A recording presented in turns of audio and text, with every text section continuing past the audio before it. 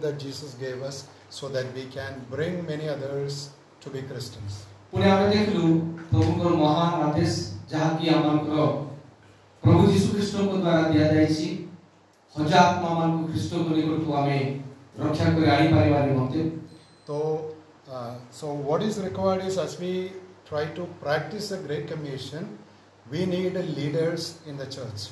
हमन को जो से महान आदेश को हमर जीवन रे पालन करिवा पाई हम ताकू अभ्यास करिवा पाई किछि नेता बा नेतृत्व व्यक्ति मान आवश्यक अछि. So leadership is critical in every area of life, whether it is a nation, the family, or even the society. We need good leaders, then there will be progress.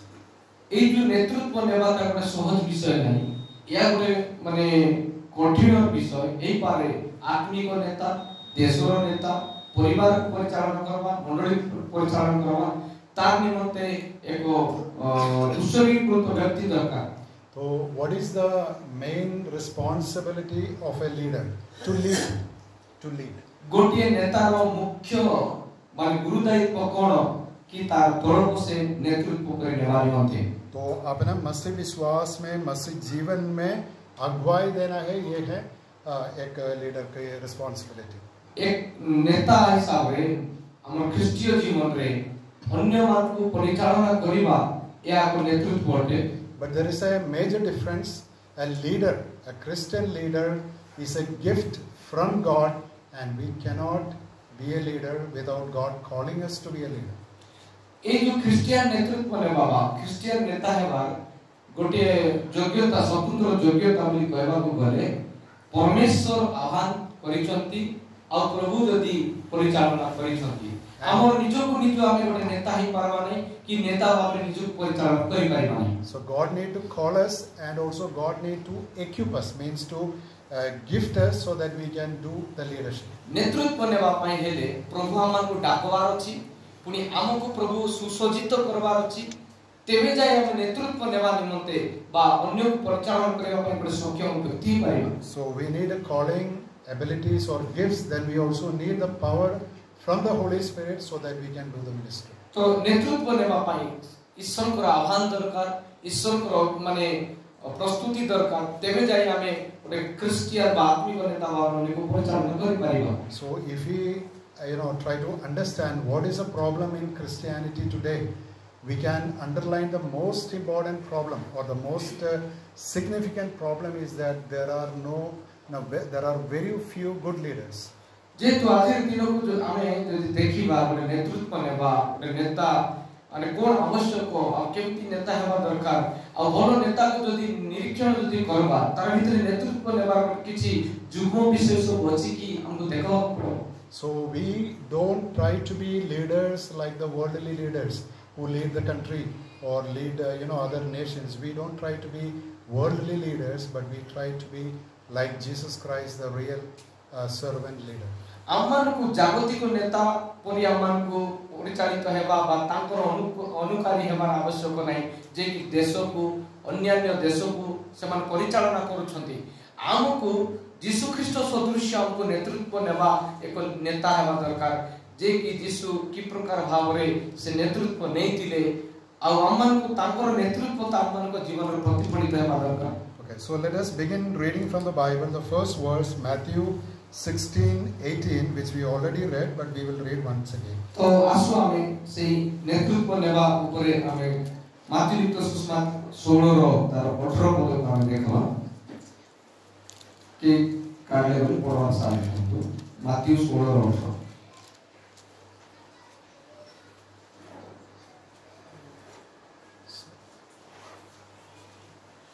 हां कि कार्य पढ़ो माथ्यू 16 रो 18 प्रभु पढ़ी जी. हाँ वो मध्य तुमको कहबोछि हां तुमे पितर पुनी एई पत्थर ऊपरे मु आपना मंडली तळेबी आ नरकर बळ ताहाको पराजय करिवो नाही. Okay, so here there is a promise from Jesus Christ that he undertakes a mission, a great mission, saying that I will build my church. Eighty हमें देखुछु यीशु ख्रीष्ट को द्वारा दिया जायतिबा गोटे प्रतिज्ञा, आ से प्रतिज्ञा कोन कि सुनिश्चित कराउछि तम द्वारा मु मंडली को स्थापन करबी कार मंडली मोर मंडली अर्थात यीशुकर मंडली को से स्थापन करबा पई प्रतिज्ञा करूछंती। तो मैं आपको बोलना चाहता हूँ, इतिहास में हमारा धर्म के लिए 2000 साल का इतिहास है। ये इतिहास के बीच में बहुत लोग नेता बन गए थे, लेकिन अभी का काम है। आज मु आपन को कहबा को चाहिबी अनेक नेता 2000 वर्ष भीतर जदि आमे देखबा अनेक नेता माने प्रस्तुत ही जाइतिले से माने निज निज को हे हो कि के कोरु नेता हे जाइतिले किंतु आज समान को अस्तित्व कोन अछि। लेकिन still but the church is still going on, it's still going on the great commission. किंतु मंडली एबे चाली छी आका ईश्वर को महान आदेशर मंडली प्रस्तुत होउची आका। So who is driving the gospel, who is building the church? It is Christ himself. तो ए मंडली को परिचालन करबा पई के नेतृत्व नउची, के मंडली को वृद्धि कराउची, स्थापन कराउची, निजे ख्रीष्ट तांकर मंडली जत्न नउथुदी। And I want to ask you, why did God send the Holy Spirit on the day of Pentecost? तो मु आपन की कथा कहबा को चाहूची काहे कि प्रभु से पेंटिकोस्ट दिवस रे पवित्र आत्मा को प्रेरण कले। व्हाई? काहे कि प्रभु पवित्र आत्मा को पेंटिकोस्ट दिवस रे दान कले। So Jesus said, if I go, it is good for you, I will send another helper. यीशु कहले मो जीवी ताले तुम मानकर पय उत्तम विषय हेबो जेतु तुमर सहायकारी मु प्रेरण करिबी। So what I want to say is that it is not man but God himself or Christ himself, or we could say the Holy Spirit who is building the church today. तो मु कहबा को चाहिबी मनुष्य नुहे ख्रीष्ट निजे बा पवित्र आत्मा से ताकर मंडली को से तोलंती। So because of that, leadership is also gift from Jesus Christ. तो सेति पई आमे सुनिश्चित हेबा जे नेतृत्व नेबाटा मध्य नेता हेबाटा मध्य ता ईश्वर को द्वारा आम मान को दिया जायतिबा प्रदत्त हेतिबा गोटे दान अटे। So the greatest leader in the Old Testament is Moses, who was the most humble person. जदि आमे पुरातन नियम रे देखबा महान नेता से मूसा को जीवन को देखबा से बहुत नम्र व्यक्ति। लेकिन नया नियम में और पूरा मानवीय इतिहास में यीशु मसीह है सबसे श्रेष्ठ लीडर। किंतु नूतन नियम रे देखबा मानव जाति भितरे जदि देखबा प्रभु यीशु होचंती सबटु महान नेता। And probably after that we could say Paul was a great leader in ministry. पुनी सेवा क्षेत्र को जदि आमे देखबा ताहेले या कहबा संभवपर हेबो जे प्रेरित पौल से सेवा रे गोटे महान नेता। And I want to ask you, can you see pride, in any of these leaders? आपण माने मु गोटे कथा कहबी आपण माने ई जो दुईटा नेता को जदि आपण माने निरीक्षण करबे तांकर भितर किछि गर्भर विषय आपण माने देखि पाउछंती कि? So true leadership is a gift from God, and it is the understanding that I am called by God to serve God's people by the gifts that God has given me. एको वास्तविक नेतृत्व सत्य नेतृत्व पर कहबार अर्थ मते प्रभु कोन करिसंती डाकी छंती अधिकार देइसंती बा परिचालन करिबा पय सहाय्य करिसंती आउ ए नेतृत्व मोर नुए प्रभु को द्वारा दिया जायतो गोटे दान अटे। Leadership is a very big subject. We cannot cover everything today, but I hope you will have a good but small understanding about leadership, so that you can commit your life, so that Christ can make you a good leader. तो ये जो नेता विषय रे जो पाठ अछि ता बहुत बड़ो आजि ओली संकीर्त समय आमे ताकू पूरा पढ़ी पारबा नै सिखि पारबा नै, किंतु जे आमान को उद्धारकर्ता प्रभु यीशु ख्रीष्ट आह्वान करिसंती से आमान को निश्चित भाव रे जदि तांकर अनुकारी हेबा ए नेतृत्व नेबार गुरुदायित्व बा अधिकार बा आह्वान को से हम देबे। So one of the first verses that we find in the New Testament is that Jesus gave gifts to his church, which is specific leadership, post designations. तो यीशु आमे जदि नूतन नियम रे देखबा स्वतंत्र करी तांकर मंडली रे ही से ए नेतृत्व नेबार शब्द बा ए अधिकार देबाडा हम देखुछु। Ephesians chapter 4, 7 and 8 we can read. एफिसियो तार 4 अध्याय 7 एवं 8 पद का में पढ़बा। एफिसियो 4 7 एवं 8 पद। जे काढले पढନ୍ତୁ ଟିକେ किंतु ख्रीष्टଙ୍କ दानର परिमाण अनुसारे आम्भମାନଙ୍କ प्रत्येकଙ୍କୁ अनुग्रह दत्त ହୋଇଅଛି एथि मते उक्त अछि से ऊर्ध्वरे आरोहण करी बंदीମାନଙ୍କୁ बंदी करी देई गले आउ मनुष्यମାନଙ୍କୁ नाना वरदान देले. Okay. So there are main 2 points to understand. First is that every leader is given grace, by God's grace, a measure of gift. मतलब एक इतना तक विश्वास का परिमाण दिया गया है. तो आमे को बुझवा दरकार जे प्रत्येक नेतृत्व नेवारो दानो इटा हम क्वालिटी बा योग्यता पाई नहीं बरं अनुग्रह द्वारा आम को हमर विश्वास अनुसार ता हमर गोटे सीमा बा गोटे परिमाण करी करी प्रभु आम को देइछंती. So speaking about grace, I want to continue what brother just said, that by grace means we are not getting because I deserve it, but actually it is by the gracious gift of God. जा भाई को कहवा शब्द अनुसार grace अर्थ जो अनुग्रह आ ए अनुग्रह को हम कोन करूछु बलपूर्वक पाई नाउ किछि दक्षता पाई नाउ योग्यता पाई नाउ पाइछु केवल अनुग्रह रे आ ए अनुग्रह रो दान जोटा कि प्रभु यीशु ख्रीष्ट को द्वारा हमको प्रदत्त हेछि. So actually this gift is coming from Christ to the church.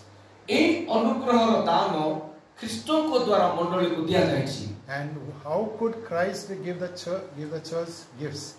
कि प्रकार भाबरे ख्रीष्ट मंडली को दान दियंती? Because he was victorious, he had obtained a salvation for humanity, and he returned to heaven as a victor, like he ascended into heaven at the right hand of God, and he is waiting to come back again. कि प्रकार मंडली को से ए अधिकार दान व अनुग्रह दान दउछंती जेतु से विजय परमेश्वर अटंती से मृत्यु को जय करिसंती से ऊर्ध्व को उठा जाइसंती आ सेति पई से विजय रो परमेश्वर हेतिबारु ताकर मंडली को से दान अनुग्रह रे से विजय लाभ करिबा पई दैछंती. So 3 things about leadership or gifts is that it is from Christ, it is by grace, and it is given to the church. आमे तीनटा विषय ई दान विषय जानि पारबा. प्रथम दान होची ईश्वर बा सॉरी Christ, from Christ. ख्रीष्ट यीशु को द्वारा Grace, अनुग्रह. ख्रीष्ट यीशु को द्वारा अनुग्रह द्वारा and given to the church. अब ताहा मंडली को दिया जाय अछि. Okay. So when Jesus ascended, he also sent gifts down to earth.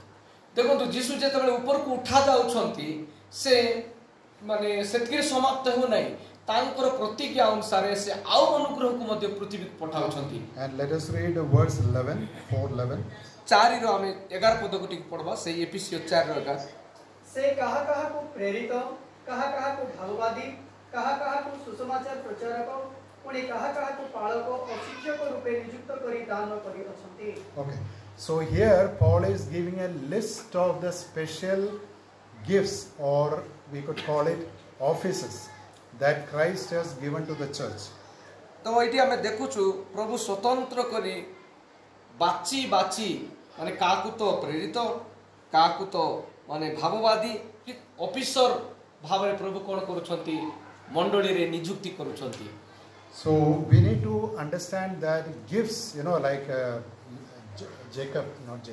James, who says every gift comes from the God, our Father, from heaven. तो जाकोब पुस्तक रे लेखा अछि प्रत्येक मंगलर दान सबु ज्योतिर्गणर पितांक ठारू आसी थाए. And the other point we need to look at is who is driving, or who is the force, energy behind the gifts and the leadership. तो आमे जानबा दरकार जो ई नेतृत्व नेबारो जो बलो बा शक्ति बा अभिषेक को ठारू आसुची के हमको परिचालना करूछंती. And that is the work of the Holy Spirit.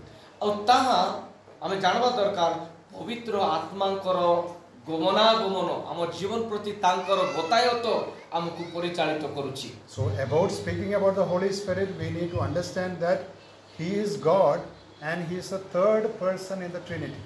पुणी आमे जेतो पवित्र आत्मा को विषय रे जब उच्चारण करूछु से शब्द कहूछु हमको जानबा दरकार त्रिएक परमेश्वर को मध्यरु से होचुती तृतीय व्यक्तित्व जे कि ईश्वर को सहित से वास करती। I said this because there is lot of misunderstanding about the Holy Spirit. The maximum misunderstanding is about the Holy Spirit. अनेक समय अनेक लोक मानकर भूल बुझामणा पवित्र आत्मा विषय रे अछि तो आज पर्यंत लोक मानकर भीतर द्वंद्वता भी अछि। पवित्र आत्मा के बारे तो we can understand about the Holy Spirit. The word itself is holy, you know, God and God's Spirit. देखंतु जो आमे होली स्पिरिट बोली जुडा कहूछु ताको दुई भाग रे जदि विभक्त कर देबा होली के परमेश्वर और स्पिरिट माने होची आत्मा अर्थात परमेश्वर को आत्मा तार तृतीय व्यक्तित्व से का स्वयं ईश्वर का बा सॉरी परमेश्वर का तो सेति पाई परमेश्वर को निजस्व शक्ति से बा आत्मा तृतीय व्यक्तित्व भाव रे प्रकाशित होतिबा विषय को पवित्र आत्मा कहछि। So the Holy Spirit came on the day of Pentecost about 2000 years back, and you know, we always hear people praying and singing, asking the Holy Spirit to come into our midst, but the Holy Spirit is already here. अनेक समय रे आमे जदि जानबा 2000 वर्ष पूर्वे पवित्र आत्मा प्रदत्त हेइछंती किंतु आजि मध्ये लोक बुझि न पारि कोन करूछंती गीत रे गाउछु आमे प्रार्थना रे कहूछु पवित्र आत्मा हमको दियो पवित्र आत्मा हमको प्रभावित करो पवित्र आत्मा हमको पठा ऑलरेडी पठा जाइछंती पवित्र आत्मा ऑलरेडी आविर्भाव हेइछंती। So we need to understand that it is, you know, like Jesus died, I mean he was given like he was buried and he rose again on the third day. That is a historical fact. आमे जानुछु प्रभु यीशु ख्रीष्ट पृथ्वी पृष्ठ को आसले मृत्यु वरण कले कबरस्थ हेले कबररु उठले एटा होछ ऐतिहासिक माने सत्य प्रमाण अटे। So exactly similarly the coming of the Holy Spirit is also a historical event. It already happened 2000 years back. जेंति यीशु आसले जन्म नेले मरण हेले कबर उठले ऐतिहासिक प्रमाण सेंति पवित्र आत्मा मध्ये भूपृष्ठ रे आसले तार भी गोटे प्रमाण अछि एटा गोटे कथा कथित विषय नुहे कि गोटे काल्पनिक विषय निय एहा मध्ये ऐतिहासिक नैराट सत्य अटे। Or whatever you try to do, you cannot again bring the Holy Spirit in the same way that we read in Acts chapter 2. आउ थोरे आपण माने जेंति कि प्रेरित पुस्तक तार 1 अध्याय 8 पद अनुसार सॉरी 2 अध्याय अनुसार लेखा अछि जेंति पवित्र आत्मा आसले आउ थोरे आपण से पवित्र आत्मा संत्या का आसबे आमे पाइबु नाही। So let's read 1 Corinthians 12 प्रथम कोरिन्थियो तार 12 अध्याय 4 to 6. 12 अध्याय तार 4 रु 6 पद प्रथम कोरिन्थियो 12 अध्याय 4 रु 6।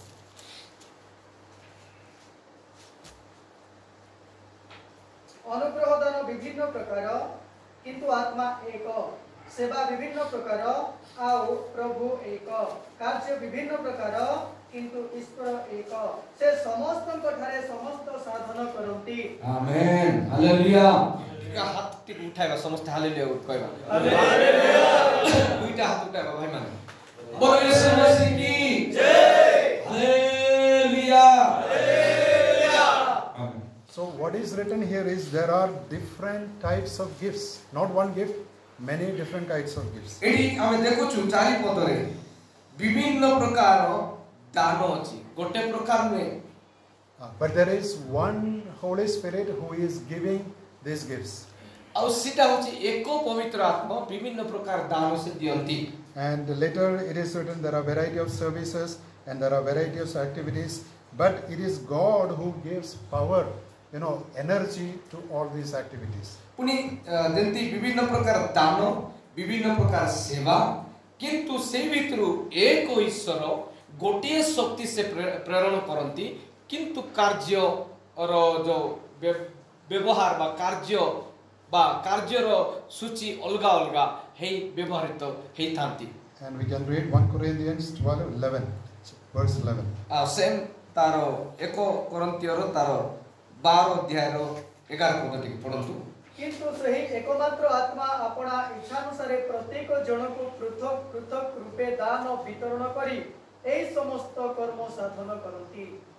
So there it says who takes the decision to give you a particular gift. It is the Holy Spirit who decides, not you, not me.